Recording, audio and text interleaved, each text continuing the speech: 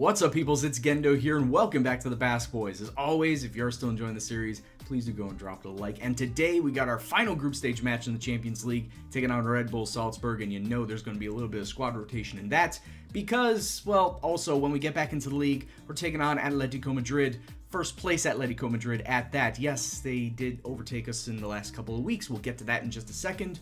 Also, little note on the draw for the Copa del Rey, we are taking on Eibar in the fourth round. And not only that, but we are also in the Barcelona side of the brackets. Obviously, pick your poison. Whether it's Barcelona or Real Madrid, they're both tough. But it looks like if we face Barcelona, it won't be until the semifinals. So lucked out a little bit there. But anyway, getting outside of that and back into the league, we only played one match in the league to get to this point. Really quick turnaround. And that one and only match just happened to be our rivalry match versus Real Sociedad in the Basque Derby, coming away with a very solid 3-0 victory. We just stomped all over them. 54% possession, 18 shots to their 3, and Muniain Villalibre Moreno with the killing blows there. It really was all Bilbao all the time. And against our rivals, can't ask for much better than that. So a nice little thing, going into an episode, for the first time all season, we have nobody injured. Hallelujah, we got nobody injured going into a match day for an episode. Knock on wood, hopefully we don't get any more injuries throughout the rest of the season, as highly unlikely as that is. But at least for the time being, we could say that we got a fully fit squad match-wise or condition-wise. Match fitness, a little suspect for some players. But this is the lineup that we're going to go with, 4-2-3-1. We're going to have Chris Ongana in net, and I did update the face packs. That is a 17-year-old man. Do I want to say man? It's a 17-year-old boy in real life. I'm just going to leave it out there like that. 17 years old with that face. Outside of that, Uhia, Echeniz, Ray, Azpilicueta along the back line. Got to have some of the vets in there so as I can have a little bit of veteran presence. And Azpilicueta helps out with that. Same thing with Herrera and Linton Jr. in the center of the park. Vasquez, Inchausti, Shabby along the attacking front. And Luis Martos is going to get his first start in the league in an Athletic Bilbao shirt. Hopefully he does the business. I would hope. But if not, I do have Villalibre, Muniain, Lekwe, Martinez, San Jose on the bench. I got all the vets on the bench just in case I need to sub players out just due to form and whatnot. So we've already qualified. That much is clear. I just want to see how these players will do. And I know you guys have said last time, Brian, don't throw 7-8 new players in the starting lineup because you know they don't gel. I take that advice, and I'm just going to push it off to the side because I want to get some players some fitness. And like I said, doesn't really matter if we win or lose this match. Just get players some match fitness. So that's why we're going out with this lineup. So let's go out there, kick off, and see what happens, really. And yes, we are playing away from home. And I understand that playing away from home usually means that you're at a disadvantage. So it's just another thing that we need to just put into perspective if we don't come away with any result here. As we're going with the 4-2-3-1, Red Bull Salzburg are countering with a 4-3-3. The V formation that we like to use, that is a little bit more of a defensive formation, so I don't really think that they're going to be coming out full force in this. I believe that they know that they're already out of the competition, so it's not like they're going to be making a very valiant attempt at trying to win this match. And if it ends up 0-0, then so be it. It ends up 0-0. I'm going to yell at these guys saying I'm far from pleased with what I'm seeing. I know it's basically a rotated side of 7-8 players that don't normally play in the starting 11, but I do expect some level of commitment and performance out of you guys to come away with a result here. And I will not be afraid to start subbing players out, like Luis Martos. I could definitely sub him out because he's really performing at his lowest at this point. So Martos is going to be out. We're going to sub on Villalibre. As for everyone else, I'm going to hold off because there is a highlight in here. 58 minutes on now. Ball through to Vasquez, out to Azpilicueta. He's going to cross it and he finds Martos. And guess what? I'm going to cancel those changes. Can I cancel it? Oh, I didn't cancel it in time. So Martos is going to get his goal. He's going to get a Champions League goal and then is subbed out for Villalibre. Oh, why did I do that? I mean, I was looking at his form all the way up until making that decision. He was sitting on a 6-4, 6-5. He wasn't really doing much. And then all of a sudden, Azpilicueta with a very lovely cross into Martos, into the short post. and we got ourselves a lead in this match, and then immediately comes off. Congratulations, Martos, you got yourself a Champions League goal. Now sit down and let Via Libre show you how it's done. And this match has really been one of those matches that has just flown by. We're now into the last 5 minutes of this match. Oh, great taking on your man by Shabby. Oh, and then Via Libre tries to flick it onto the far post, hits the far post, doesn't in fact go in, but at this point in time, doesn't really matter. I would have taken a draw at this point in time, but sneaking away with a 1-0 victory and ending this group on a high note, that's fine as well. Holding up the play, and the referee blows his final whistle. There it is, 1-0 to the club. Like I said, ending this group on a high note, so well done to the lads. 11 points in our 6 matches. Tottenham, of course, winning the group like there was ever in any doubt. They are the Champions League holders and all. So yeah, looking at that, looking back on this, second place in the group is going to give us a little bit of trouble. Let's just take a look and see how everybody else has done within the Champions League before we get into our match versus Atletico Madrid. PSG and Inter come out of their group. PSG is going to be tough. Arsenal and Benfica. Yeah, Arsenal is going to be tough. We can't take on Spurs, obviously. Man City and Schalke. Man City is going to be a tough draw. Looking at the other groups, Bayern and Marseille, they still have all yet to play their final game. But Bayern, Marseille, one of those, that's going to be tough. Juventus and Manchester United, probably Manchester United at that point in time. Real Madrid, we can't face them because it's a Spanish team. Same thing with Barcelona, but Monaco can pip them at the very end. If Monaco win and Barcelona don't win, those are all going to be tough draws. Either way, getting out of the first knockout round this year is going to be just as difficult as it was last year. But at least with the win, we get €1.5 million for our troubles, and that should help out the finances, you think? Well, kinda, sorta. I mean, we're losing double that per month, so a $1.5 million bonus for a win does help quell the drain just a little bit. Well, this is fun to see on the day of the match, as Leque is out with an ab strain for the next 2 weeks. So great, I'm not going to be using my number 1 right back.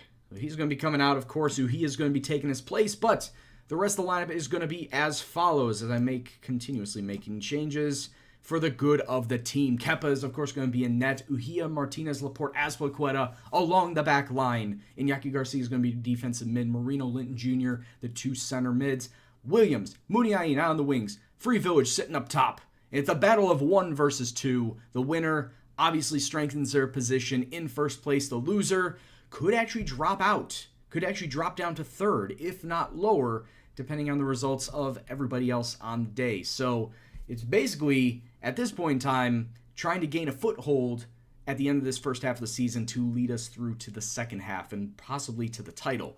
So it all comes down to this. I'm saying that we still have half a season to go, but whatever.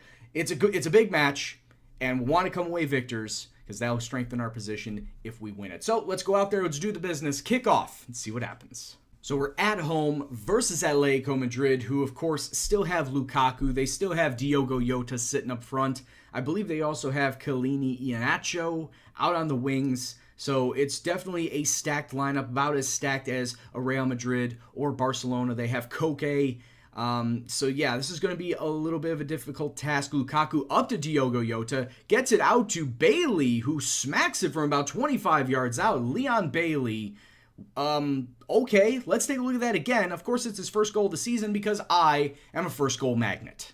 Kepa does well to clear the ball from his line. Actually, Kepa comes out, Inigo Martinez making the tackle, and the ball goes to Bailey because of that. Kepa way off his line. There was a miscommunication there. I thought it was Kepa that had the bad call on that. No, it was Inigo Martinez that's had the bad call on that. But maybe we can come away with a retaliation right here.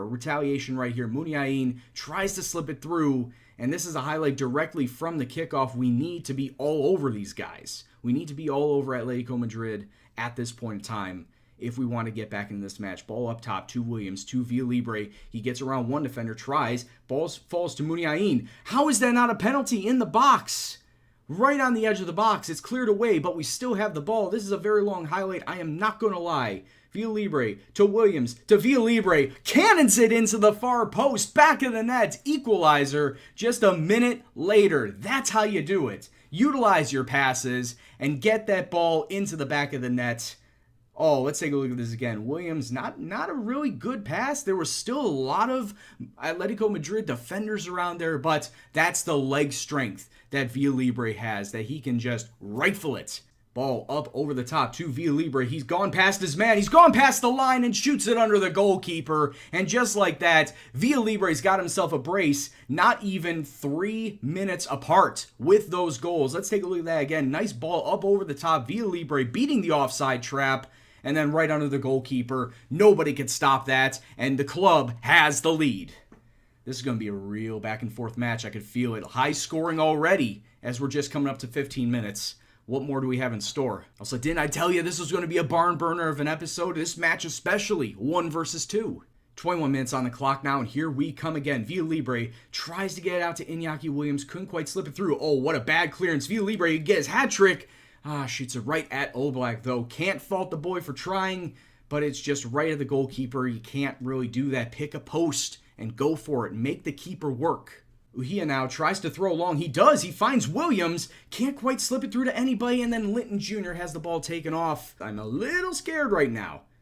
But nice. Another ball over the top to Villalibre and get his hat trick. And once again, he shoots it directly at Jan Oblak. He can't pick a post for his hat trick. 37 minutes on now. Oh, what a misplay. And now we can hit them on the break here as they put a lot of men forward. Muniain running past a man, running past 2 men, takes another shot. Jan Oblak having to make a decent save there. This time the keeper had to work. And as we come to halftime, it's been a very wild first half. In fact, a very wild 10 minutes as all the goals were scored in that point in time. Since then, nothing, but not for lack of excitement, especially on the Atletico Madrid part, because they've been really giving us the business right now. We're going to get rid of hit the early crosses and pumping the ball into the box. We're going to be playing a little bit deeper now. We're going to play on the counter style, mixed passes, be a little bit more expressive, and let's not be fairly wide. Let's be a little bit more balanced going forward. Higher tempo, though. And yeah, tell the boys they're doing good. There's still room for improvement, but you guys are doing well with a 2-1 lead. Let's see this all the way to full time. 12 shots on target now, 7 of them on target. We got ourselves a corner kick. Muniain tries to go far post, doesn't really do much of anything, but he's going to get the ball out once again. Corners, crosses it in. And look at this. We're just absolutely putting all of the pressure on Atletico Madrid to start this second half. Bend, but don't break. It's another save for Oblak. Another chance for us, and it goes begging. Some decent passing. Switching the pitch up to Iñaki Williams. Use your pace to get past your man. You do it. You did it once. And then he takes a shot from 35 yards out. It's not like the goalkeeper was off his line. So I don't know why he was thinking, I'm going to bang one from 35 yards and see what happens. And hopefully those subs can make an impact before this highlights is over. Nice pass up to Eder Vasquez to Villalibre for his hat trick. Oh, he should have hit that first time. But now it's 7 minutes. It's basically just hold down the fort. So what we're going to do is what I'd like to call the counter defensive style. So we're going to drop deeper and counter. We're going to clear the ball to the flanks, be more direct in our passing, and just basically stall the game. Stall the game out until the final whistle and hopefully come away with the solid 3 points. I mean, like I said, look at the match stats. We've been absolutely dominating Atletico on the day. Look at that, triple the amount of shots, 61% possession, and with 30 seconds left to go in the match, it seems like it's all wrapped up. Though I have seen goals scored with 5 seconds left on the clock that have hurt me in the end, so I'm not counting my chickens just yet. Diogo Jota takes a crack from 30 yards. It goes wide. That's going to be the last kick of the game. Full time, Athletic Bilbao 2, Atletico Madrid 1, and we are top of the table. Good win, boys. Good win, and that sees us top of the table now. And Villalibre continuing to be prolific in his scoring. 13 goals in 15 league matches, 17 and 21. I've said it before, I'll say it again. But what more needs to be said about this man? If you have not gotten Villalibre in any of your saves just yet, I highly recommend it. He develops to be an extremely great player. But enough fawning over Villalibre. We need to know our fate. Who exactly are we going to be facing in the Champions League knockout stages? So let's go to the draw. Right, so now it's time for the draw of this knockout round, and obviously we finished second in our group, so we're unseeded. That being said, let's take a look at the teams that we could potentially face. There are 4 English teams in there and 2 Spanish teams. Obviously, we can't face off against them, and we can't face off against Spurs because they were in our group. So that leaves Arsenal, Man City, Marseille, Manchester United, and PSG as teams that we potentially face. Oh boy. Marseille is probably the best out of those 5. Let's just draw and see who we get. Right out of the gate, and the one I just said that would potentially be the best draw for us in Marseille. That's exactly who we get. We're also the away team, or actually the home team in the first leg, so that's going to be fun. Trying to take on the French attack of Marseille. It's a team I've never faced before, so that's going to be fun. I mean, it's not for another 2 months. Look at that. 20th of February is when the first match is, and it's just about the 20th of December now. We got Copa del Rey matches we got to play. We got a winter transfer window to go through. In fact, there is one player that does want first-team football, and I honestly can't offer it for him here. So we're going to see if we can try and sell him out, and also cross fingers, hope that Leque doesn't go, and Marino goes, and Villalibre goes, and all the other big names that have been linked with big teams over these seasons past. So that's what we're going to do next time. Go through the transfer window and also go through some Copa del Rey matches to see how we get along. So that's what we're going to do for next episode. But as far as this episode goes, I'd like to thank you very much for watching. If you enjoyed it, please go and drop it a like, as well as share, subscribe, and all that jazz. And if you want to leave a comment on the episode or the series as a whole, please leave it in the comment box below. I appreciate every single comment that you guys put down. But anyway, guys, I've been Gendo, you've been awesome, and I'll see you next time. Take care, and peace out.